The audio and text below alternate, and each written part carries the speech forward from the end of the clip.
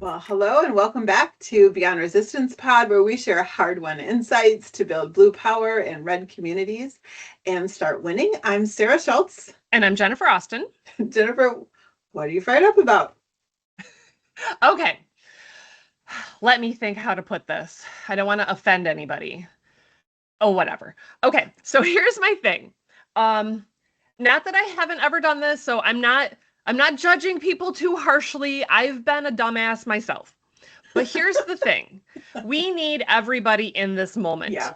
And there are a lot of people that are waking up to realize, oh shit. Yeah. We're in a fascist takeover. Yeah. And whether they are, people that have voted Democratic but just didn't realize how bad it was, or that were, voted Republican or didn't vote and are now like saying, wait a second, this is not what I wanted. They're waking up. And that's a good thing. Yeah. And I'll say the same thing, this was true in 2016.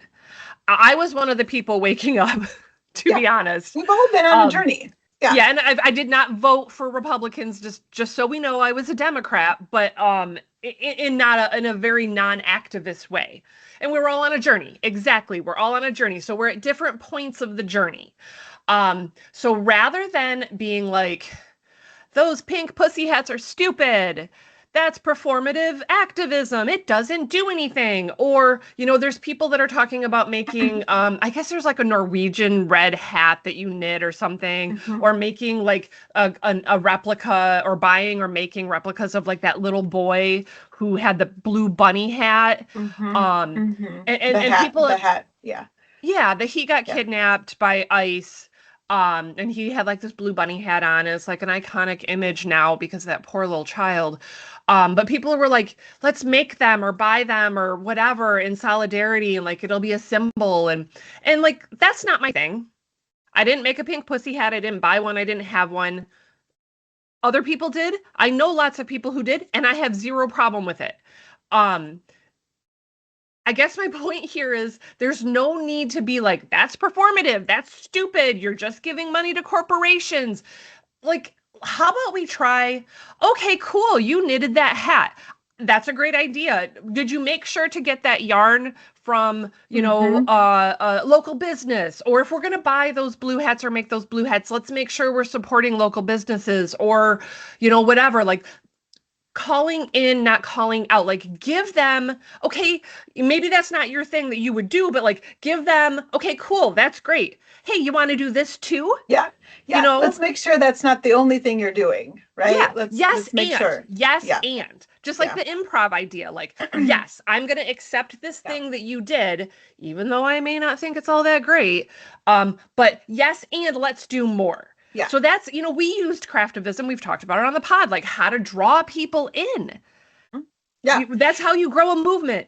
Absolutely. It's like it's like gateway activities, right? Gateway, like, yeah. And so and you scaffold somebody's engagement level. Often you see it in volunteering all the time. You see somebody come in and they're not sure what, they just feel really compelled to do something. They don't know what it is and they're nervous about it. So they might come into a local office and, say that, and they might be given postcards to just kind of sit and write. And then the next time they come in a week later, they feel more courageous and they're doing phone calls, right? And then the next time that they come in, they go out with a canvasser and they go out on the doors to try to learn, and they say, I'm never going to do this, but I guess, I'm happy to go out and learn and help, or I'm happy to drive or whatever. And then the next time, maybe they'll try to knock a couple of doors. Like, it's all scaffolds and builds. That's human nature. And if we shut that down from the very first thing, you're never going to get to the next thing. You're never, ever going to get to the next thing. And that's part of, thinking about our blueprint, right? One of the blueprint, the first one, it's near and dear to my heart. The first step is to transform your relationships so they're not transactional. The transformative relationships scaffold and build. Yeah. And transactional relationship says, oh, you have that safety pin. Oh, you have that pink bunny hat. I'm going to assume that's all you care about and shut you down right now. Yeah. versus calling you in. Mm-hmm. And it doesn't do us any good. And by the way, like some things turn out to be not so great after we're able to reflect on them, Mm-hmm. right? So like those pink pussy hats, actually, my friend Angie and I were talking about them standing outside in the cold on a Sunday during our rally, because she and I had gone to Washington D.C. together for the Yeah. first Women's March in 2017, and we had those hats, and we were talking about them Yeah. outside on Sunday, um, because we thought they were super cool back then, right? Then Mm-hmm. there was some cool stuff about them, like they were. Mm-hmm. It felt very much like women doing home crafts, and it felt like a way to like engage people who couldn't go to Washington D.C., but they could make these hats and send them around Mm-hmm. the world, and then it like galvanized us all together. If you look at pictures of that march, there's just a sea of pink, right? Yeah. Um, there's such cool things about it, but we came to realize that there were problematic things about those hats too, Mm-hmm. right? So, the whole cat part of it aside, the pussy hats were also a reflection of like female body parts, right? And not Mm-hmm. everybody, who is female has a vagina, right? Like Yeah. has a quote unquote pussy. And then they were pink. Not everyone's, female body parts are pink, right? And so like we realized that those elements of that thing were were problematic, and once we started to talk about those, we just decided, like, we decided here in Midland, and it was a conversation that must have happened across the country because people don't wear them anymore, Yeah. right? Yeah. So it's a whole thing about when you know better you do better, Mm-hmm. and we got to be on that journey too. But if you just shut people down from the very second, like Mm-hmm. I see the same thing, Jennifer. I see people being like, hey, what about this hat? And I see somebody else saying, that's so performative. Like, Mm-hmm. stop it. Well, how is that person gonna scaffold up to the next, level of activism if their first thing that they do is Yes. just met with that kind of Yeah. response? And performative is not necessarily synonymous with bad. I Yeah. mean, a sign is performative. A sign out on the side of a road standing there, it Mhm. doesn't do anything. It raises awareness. It lets Yeah. people know what you're thinking. It gives people an idea that, we're on the same page. All those honks that we got from Mhm. cars on Sunday, that's people saying, I see you, I agree with you, I support you. And it Yep. helps them to know that we're out there. So sometimes performative is its own Yeah. its own thing, that's a good thing. It doesn't, I Yeah. don't want it to be anybody's only thing.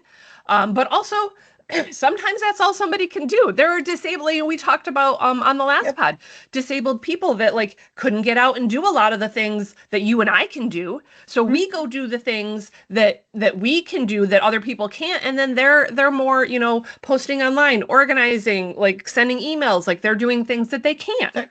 That's right. Yeah. Yeah. And also, like, underlying all this is like this assumption, right? Like, and it's like there's assumption, and it's also like purity around like activism, which the assumption is like, if I see you talking about a hat, then I'm going to assume that all you care about is this hat. You're going to get Mm-hmm. this hat. You're going to wear this hat and think that's it. You've done Yeah. your job. And you don't know that person. Like you're No. making assumptions about somebody. So if you saw me out in a hat, one of these new red hats, and thought, oh, well, that's performative. All Mm-hmm. she's doing is wearing that hat. You would have no idea that the last Yeah. 10 years of my life have been taken up doing activism and organizing work. So Mm-hmm. stop assuming that, these symbols are not important and the only thing that people care about, and start calling people in to allow them to level up their activism if it is. Yes. And we have to do that. And we have to stop shutting people out of this because we need literally every single one of us to do Yeah, this work. we really do. Yeah. And that kind of like brings me to our guest today, Yeah. because we have Barb Byrum on the pod. We're going to have a conversation with her next.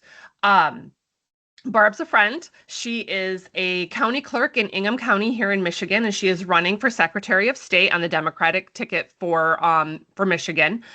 But the reason that connects to me is that Barb has a pretty vibrant social media presence and has done so much to educate voters about just how elections work and voting works and a Yeah. whole lot of other subjects. So you're going to hear more about that. But yeah, Barb's coming up next. Absolutely. It was a great conversation with Barb and about her, not only just her campaign for Secretary of State, which by the way in Michigan, uh, the the the primary, as it were, Mm-hmm. actually occurs in the Democratic Convention, which is in Mm-hmm. April. Yeah. So there's no primary ballot for this race in Michigan.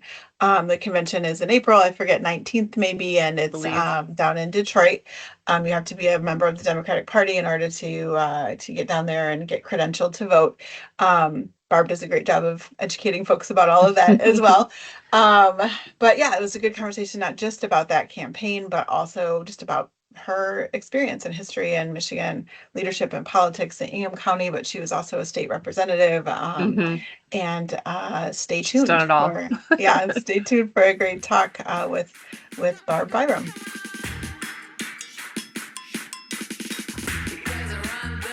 Hey everybody, today's guest hails from Onondaga, Michigan.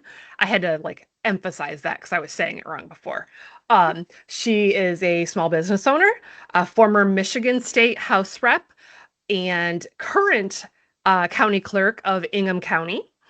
She has more than 18 years of public service, and she has a BS in agribusiness management and a JD in law. And she's a current Democratic candidate for Michigan Secretary of State. Welcome to the pod, County Clerk Barb Byrum. Oh, my soul. Thank you so much for having me. It's such a pleasure to finally join Beyond the Resistance. Barb, it's so great to have you. Welcome. Yeah, so is there anything that I didn't read in your bio that you really want voters to know about you? Well, I want voters to know that I have been causing good trouble since the beginning. My mom tells a story when I was in elementary school. I noticed that the little boys got to put up the American flag, and I wanted some representation, so I wrote a letter to the principal and told the principal that girls need to put up the American flag too in the morning. And he called me down to the office and talked to me about it. And the next morning, I was putting up the American flag. I Nice. didn't want to raise the American flag. I wanted representation. I wanted other girls to be able to put up the flag. So, I've always been very vocal. I've always been causing good trouble, and letting people know where I stand, and sticking up for representation, and making sure people's voices are heard, especially those that don't necessarily have the confidence to speak loud. I'll speak loud for them, and I'll take the punches too. I have no problem doing that. I also am a former school flag raiser. Oh. Sixth grade at Hillside Elementary. Only the sixth graders were allowed to raise the flag, but it was all boys. It was two kids. You got the privilege. Your name was announced. It was pretty special. And my son, who plans on going into the military eventually, and he's just like regulations. He loves regulations. And so I was showing him, or I was wrapping up a flag, and he's like, how do you know how to do that? He was so amazed because I knew how to fold a flag properly. Because you were a sixth grade flag raiser. Because I was a sixth grade flag raiser. Yeah. Yep. And now you're a 50-year-old hell raiser. So. And I am. And also, Barb, your story just reminded me or made me think about just how typical that is of especially in politics and just organizing, how if you step forward to say, hey, this thing needs to be done, then it's pretty common that you will end up being the thing, the person that does the thing. So just naming that. I just want to say thank you for running. And I, as a former candidate, I used to get that all the time. Thank you for running. And I know what it means, right, to run and to be willing, to time and again, right, step into the fray, be willing to serve your community, and this time to serve our entire state. So I just want to sincerely say thank you for that and for that decision. Thank you. And you have served in the Michigan State House and also as the county clerk of Ingham County. So 18 years of public service. What Yeah. motivates you to do this next thing, to run for Michigan Secretary of State? And talk to us a little bit about why you're the right person for this Yeah. job. Thank you. So, Michigan needs a secretary who is ready, willing, and able to defend our democracy and fight to maintain access to the ballot box on day one. Michigan needs it. Michigan deserves it. And I'm that candidate. I've been doing that work serving as the Ingham County clerk for 13 years. I've conducted 42 elections in that capacity. I know election administration backwards and forwards. I've performed numerous recounts. The first recount I had the opportunity to perform was in 2016. It was a presidential recount. We took over the main arena of the fairgrounds where I used to show sheep. We were hand counting ballots. Nice. Michigan, we vote on paper ballots. I cannot tell you how many emails I received demanding that we vote on paper ballots. We do. In fact, over 98% of the voters in the United States vote on paper ballots. I've been running elections. I'm the only candidate that is a state certified election administrator, have been for 13 years. I'm the only candidate that is a nationally certified election registrar, have been for 9 years. I'm the only candidate that knows election administration backwards and forwards and will be ready to go on day one. Also, I've been fighting Donald Trump and election deniers before it was cool. Back in 2020, if you'll recall, Donald Trump was claiming that the election had been rigged before a single vote was even cast. After the 2020 election was completed, I stood up and testified in front of the joint House and Senate committees as the Ingham County clerk to defend the integrity of Michigan elections. I testified in front of the state board of canvassers about the integrity of our elections. I've been pushing back on social media, correcting the election deniers' comments.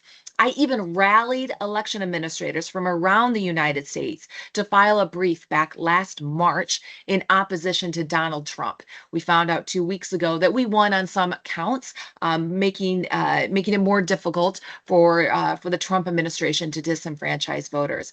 I've been fighting in the press, on legacy media. I've been fighting on social media. I've been fighting in the courts. I have been fighting wherever the fight needs to be had and meeting people where they are. And I know I am the strongest candidate. I've been elected multiple times. Every time my name has appeared on the ballot, I have won.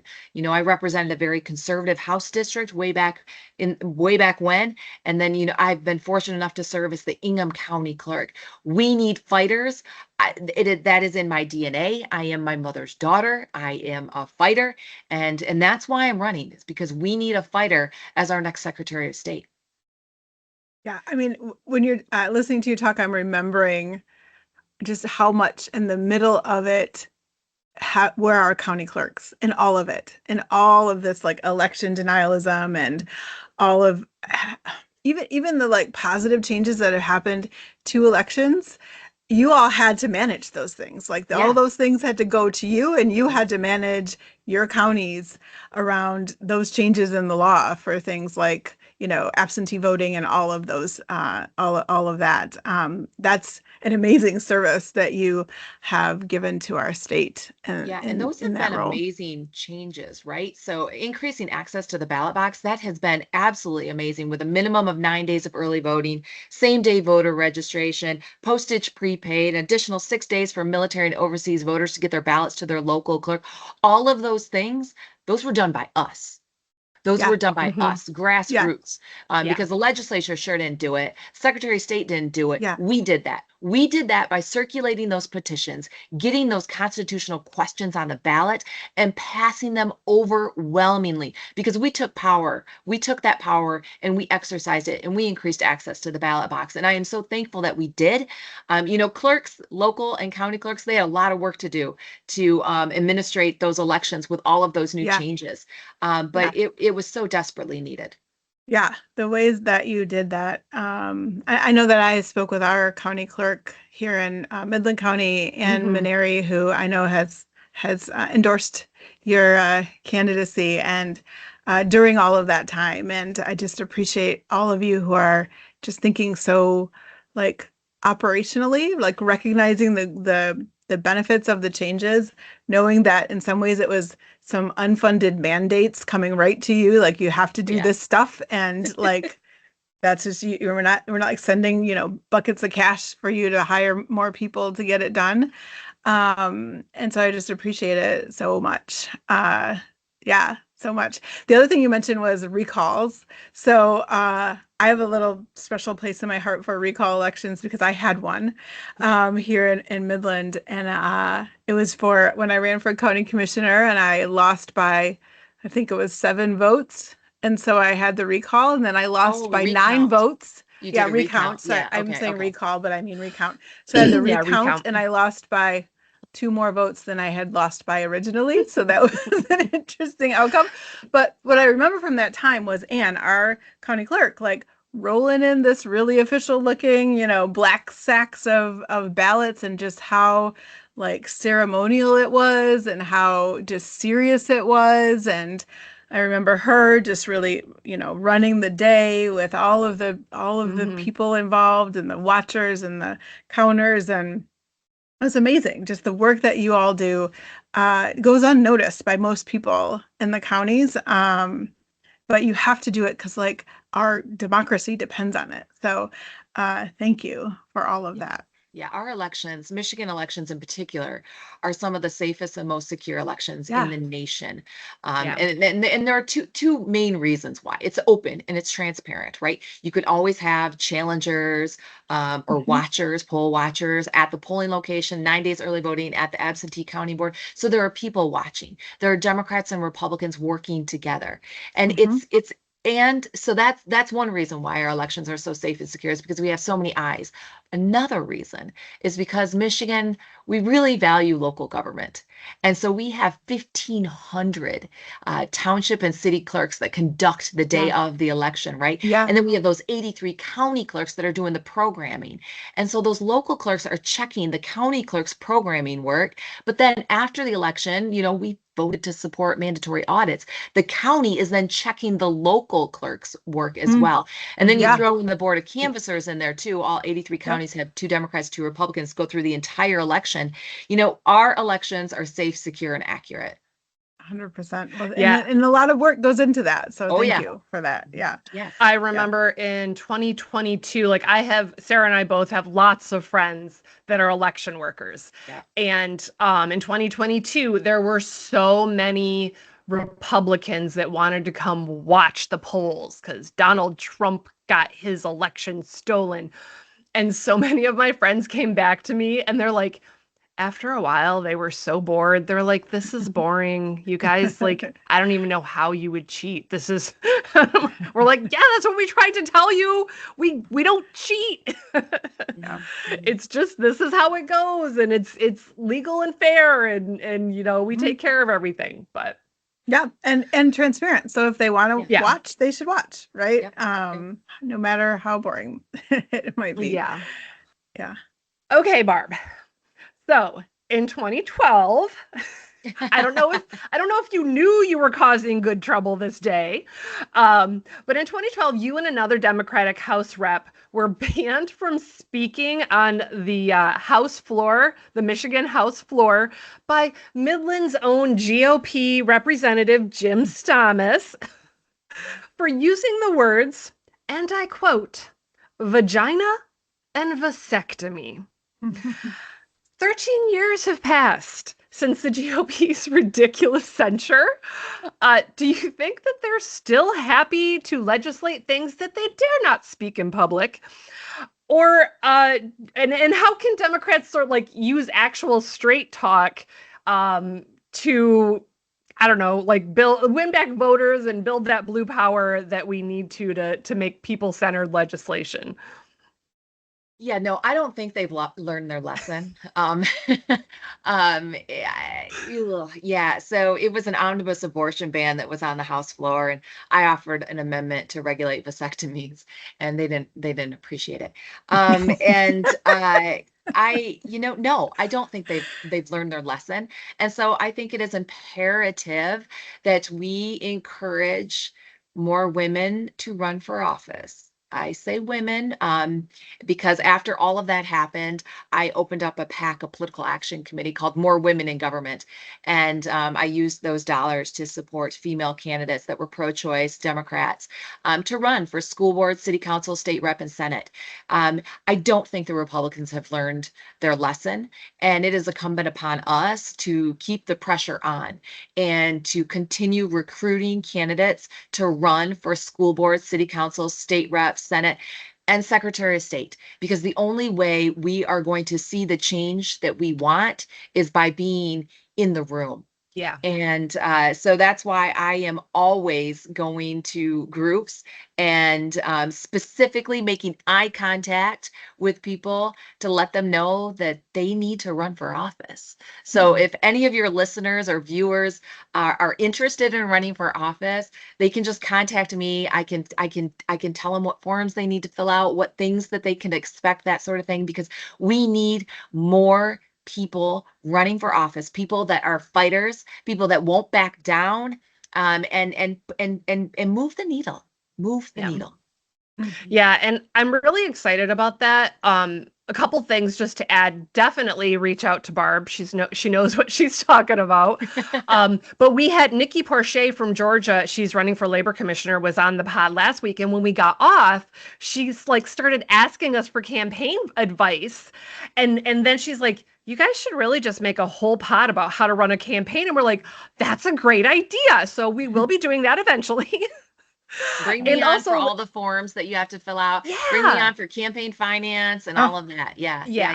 Yep. And you can, people can use our blueprint. I mean, it's more for organizations, but a lot of it applies to campaigning. And I've talked about this before. Oh, it's not up there right now, but there's a book called Represent that's literally written for women running for office. And it's like literally a step-by-step guide. It's awesome. So. And thanks for doing that, offering that. Time is the most precious thing. So the fact that you're willing to offer your time in the middle of, a big job that you're doing, and then also running for a statewide office is pretty amazing. But you're so right about those forms and the campaign finance stuff. There's this barrier, this administrative barrier to folks running for office that's easy to get wrong. I forget who we were talking to, probably one of our candidates in the special election, who went to her clerk to be on the ballot, to sign up to be on the ballot. And nobody was around to tell her, actually you have to go to Lansing because this district spans multiple counties, right? Which wouldn't be the case if you were probably in a lot of Detroit districts, but it is the case here because we're in 3 different counties in this district. And those kinds of things, how do you get to the point where it's legal to take in campaign donations? And what do you do when somebody hands you a $50 bill, right? You don't take it for one thing. You can't take that. No. You can only take $20 or less in cash. Yeah. So exactly. you send, so I can't even tell you how many direct messages I get, whether it's on Twitter, Blue Sky, TikTok, about campaign finance, and people just asking me questions. And, I think it's incumbent upon me as a public servant to avail myself to people, regardless of how they want to contact me. I am where they are, right? And it is important to avail myself so that they're complying with campaign finance, because that's the intent, is disclosure and compliance. But I live for this. I live for elections. My passion is election administration, and I enjoy campaign finance. So yeah, you might get a response. It might be 1, 2 o'clock in the morning, but you will get a response, and it will be from me. Great. That's so awesome. Thank you for doing that. So important. So when Jennifer shared the questions with me, I had almost forgot about the whole vagina vasectomy thing. Because I realized that was 13 years ago, and I really started getting involved about 10 years ago. And so it was this campaign, legislative lore in the Democratic parties, but I wasn't really carrying it forward. And so I kind of knew it was you. Was it also Gretchen Whitmer?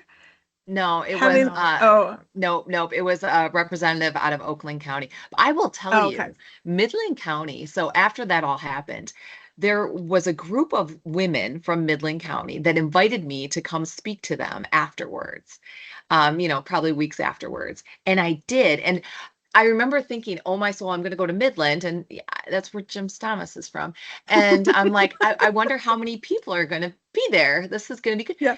It was an auditorium. It was packed with progressive, I not remember hearing exactly about that. happy, not exactly Yeah. happy ladies. And I was like, Yeah. oh, say more. This is a movement. Like I can see this. And so I Mhm. don't need to be reminded that that was as many years ago as it was, but you know, it was, I could see it Same. building in Midland Yeah. County, which was very exciting for me, coming from Ingham. Yeah. That is awesome to hear because, Yeah. like Sarah said, like her and I both kind of started, she got more involved in 2016, 2017. I kind of like dipped a toe in. Mhm. But we've built a lot, and a lot of other, mostly women, but yes, some men have built a lot over the past 10 years. But it's lovely to hear that there was a group of progressive ladies 13 years ago that were like, Jim Yeah. Thomas. Mhm. Mhm. That's They were amazing. feisty. I love that. I love Mhm. that. Um, well, I want to talk a little bit about your kind of your messaging and like your approach to messaging and social media. So you've used social media so much. You're just prolific at the social media sort of work. And it's really where so many people get most of their information these days. And you use it to educate voters about their rights and election laws, which is so important because they've changed, right? So keeping Right. people aware of what those rights are. And also to like dispel misinformation that's going on out there, which is a whole hell of a lot of these days. I wonder, like, how do you know that that stuff makes a difference? And what might you advise individuals who and people who are in or leading organizations about how to use their sort of presence online to help them shift the narrative, build blue power, and make some change in their communities? Yeah, so I started using Twitter quite a bit to push back against election deniers. And it started off as very therapeutic, but then I it know what you turned mean. in, but then it turned into a way to educate people about election law and campaign finance. And then I would get messages from people, so and so saying this, I know they're wrong, tell me why. And so I would respond, and sometimes they weren't wrong. Actually, the person that sent me the message was wrong. But it was good to have that conversation.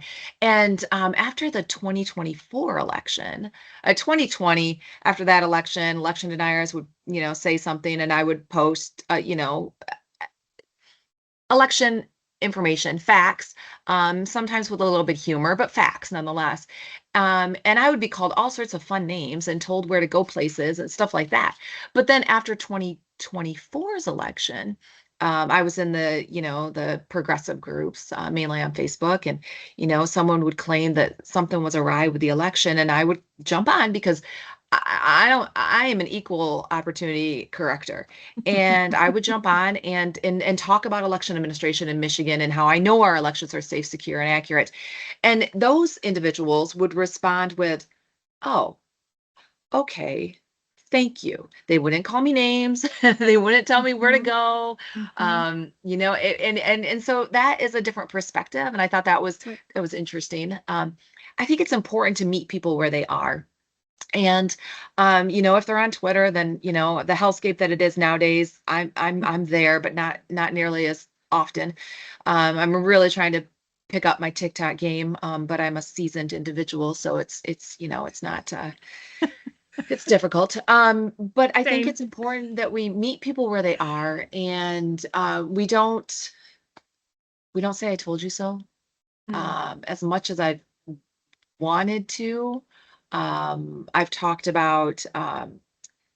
Listening and doing more listening, and then taking a beat, and then maybe providing information. I where I live, it's a very rural area. You did correctly pronounce Onondaga, Yay. Jennifer, well done. And this is where I grew up in the country. I showed sheep. I grew up in the hardware store. My degree is agriculture. I have a pretty conservative style background, I guess you would assume. And it's important that we remember that we have compassion and to listen, but correct if information is being shared, it needs to be corrected if it is inaccurate. And I deal with a lot of things with humor. It's just how I've handled conflict is with humor. And some people don't feel comfortable talking about politics, which I always find fascinating because I was raised by my mother, and politics has always been part of my family. And I mean, you look at me, I'm a Democrat. I'm smiling. I'm happy. I talk to people. And so I deal with humor when people say, "Oh, we don't talk about politics." I'm like, I mean, you can only talk about sports ball so much, and the weather, it continues to snow. So, Right. I talk about politics. I try to make it more comfortable just because I insert humor. But politics it's serious. It is very serious, and we are seeing what happens when we elect individuals that don't take their oath of office seriously and don't have integrity. We see what happens. And it is important that we elect people who have integrity, who take their oath of office seriously, and who don't back down. And that's, I think that's a message I take everywhere is we need people who are going to stand up for what's right. Thank you for Yeah. that. And that Very much service agree that you that. provide, especially in the misinformation space. That's great. That's great advice to anyone who's out there in the organizing space, right? Is to like think about what their role can be in terms of being like a credible source for information that people really, really need to know. And maybe turn away from the like battles and dunk culture or whatever we do, whatever we call that online, and move Which more is into fun information. sometimes. It Yeah, is fun I could have used that advice sometimes, but this it doesn't morning. change any minds. Did you Yeah. go in the comments, Sarah? I Oh, did. don't I do did. that. I No, went no, to no, the no, no, no, comments no, this no, no, morning. no, I even said I'm Sarah. not doing it, and then I Don't do did that. it. You cannot go in the Oh, comments, which I I do all the know. time, but you can't go in the Oh, comments. it's so hard. It's so hard. We had an event yesterday, and our newspaper had a camera there, and they like posted this clip of a speech that I gave, basically like as tight of a video of my face as possible, like any tighter, and they would have been up my nose, like just so tight. And I was like, great. So this is gonna get like the worst of the comments out there, and I think it's up to like 600 comments or something like that, and it hasn't been 24 hours. And I was just like, Sarah, don't look at the comments, don't look if they're out, it's going to be bad, it's going to be bad. And then I went and looked at some of the comments, but I didn't respond. So but I really love this Yeah. approach that you're sharing about like information, right? Because like another example of that even today was somebody talking about like tax law, and because our event was at a church, and like that church is now going to lose their 501c like tax exempt status, and like that's not true. So like No. I went in and said like this is actually like not, it's not, this is misinformation, and here's the actual information. So that kind of stuff. That's a nice service that you provide out there in the world that I appreciate you modeling for the rest of us. So thank you. Aw, thanks. Yeah. I think Yeah. that's the first like exposure I had to you with some of that Twitter stuff, and like I loved it. That's my jam. And one, I'm It is her learning, jam. For sure. and two, like you approached it with humor and like, oh, Yeah. I just loved it. But I said something to some of the ladies here. And it might have been like, because I was like, oh, look, this is Barb Byrum. She's the county clerk of Ingham. They're like, oh, we know who she is. She came here to Midland. Yep. That's awesome. That's Yeah, awesome. I've been to Midland quite a few times, but Mm-hmm. 2012, and then of course I was there earlier last year. There was a bit of a protest, so Yeah. Mhm. We appreciate that for We're a sure. little known for that. Yep. Hey, that's how you move. That's how you change protests. I've been to many protests. I've been to many marches, and sometimes I speak, sometimes I don't, but I always have voter registration forms on me. Oh, that's awesome. That's awesome. Love Mhm. that. Well, thank you for coming to Midland, and we'll welcome you back. I'm sure you'll want to be back soon. The last question that we usually ask is kind of just a fun question that helps our listeners get to know us and our guests in a little bit of a different way. So if Jennifer doesn't know the question, and Barb, you don't know it either, but it should be fun. So I was thinking about like you, your kind of career path, right? As like a state representative and now county clerk, and now you're kind of in this race to be a campaign to be our Secretary of State, and that is really like a year-long job search process essentially. So I was thinking about jobs, and I was curious about what each of our first jobs were. What was our first jobs? Just talk a little bit about your first ever job. Who wants to go first? You could. Okay, I will. Good, Jennifer. All right. I don't know how to qualify this. So my very first job was when I was 12 years old. I would work at my uncle's house every single weekend. Like I almost never had a weekend off. I would rake leaves. I would finish drywall. I would do auto detailing. I would do like everything he ever wanted me to learn how to do, I was doing it. So that was like, and that was a consistent thing. So I kind of consider that my first job. But if you are like, okay, where's the first one you actually had to pay taxes and file forms and that kind of stuff? I worked for a company that stocked gourmet foods in grocery stores. So I was a contract. So I wasn't paid by the hour. I was paid by the percentage of things I stocked. Oh. And like so the value of them, I got like 5% or something. Let me tell you, that was not worth it. Well, I'll share because my first job also was not worth it. So my very first job, I think I was probably 15, maybe. I wasn't driving, so I'm not sure how young I was because I remember I had to ride my bike to get there. Was strawberry picking. I would ride my bike with my friend. We would go into the field. We would pick these strawberries, and we got paid like 30 cents a quart or something ridiculous like that. And we could also eat all the strawberries that we wanted. And this man with like this, like he used to wear his t-shirt on his head. Like, I don't know but I'll never forget that dude with a t-shirt on his head. And he would just be like yelling at us to pick strawberries faster. And I don't know how long I did that. Probably maybe like a couple of months or something, maybe a couple of weeks, I don't know. And I was like, I'm out of here. And so my friend and I basically dropped everything and we snuck away through the woods and like looped back around to get our bikes and went home and never never went back. So that was my first job, strawberry picking. My first job was at Byrum Ace Hardware. I guess it was a True Value back then. So I was probably in middle school when my parents opened up their first hardware store in Leslie. It's still there. And I worked the sales floor, which meant I ran the cash register, but it also meant that I threaded pipe, I cut keys, I mixed paint, I cut glass, I did all of the things, right? And I loved it.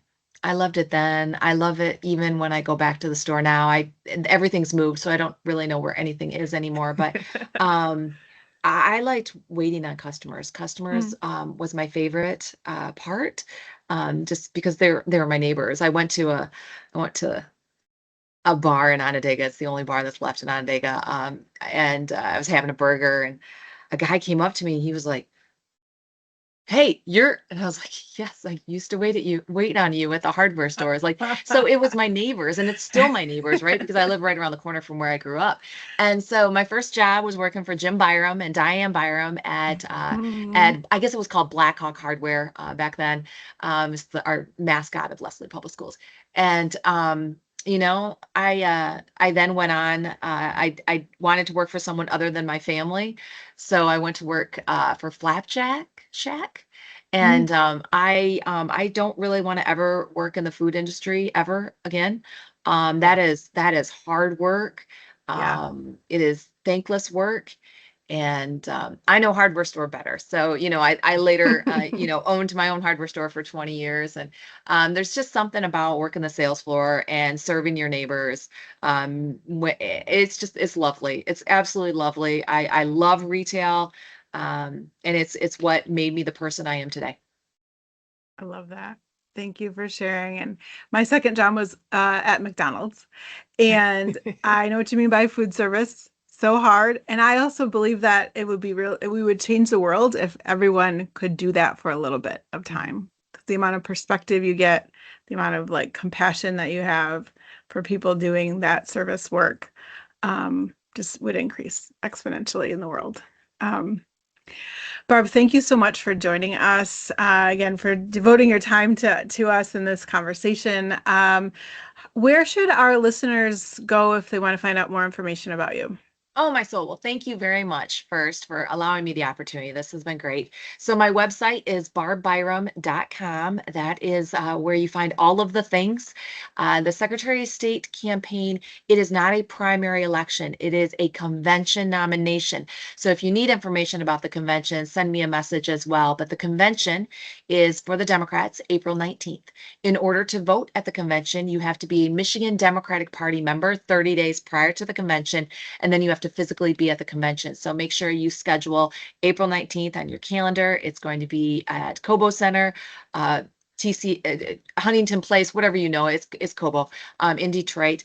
And if ever I may be of assistance to anyone, any of your listeners, your viewers, my email is clerkbyrum@gmail.com. Or you can go to the website barbbyrum.com, and I'm on every social media channel. I take direct messages, answer them, usually 1, 2 o'clock in the morning. So thank you so much for the opportunity. Do you sleep?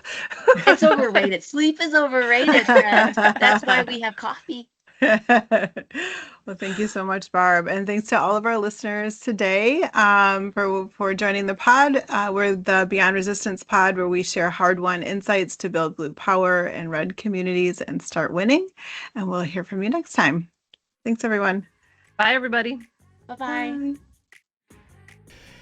You can listen to the Beyond Resistance podcast on all major platforms. Leave us a review to boost this episode and help us reach more blue dots and red seas. Follow us on social media and like, share, comment to increase our reach. Subscribe to our Patreon and gain access to our private Discord channel and make monetary donations of support through Venmo. You can find all of this and more at beyondresistancepod.com. Beyond Resistance is a Beyond Resistance LLC production. Producers Jennifer Austin and Sarah Schulz. Editing Jennifer Austin. Theme song We Run the Room by Shadow Kitten.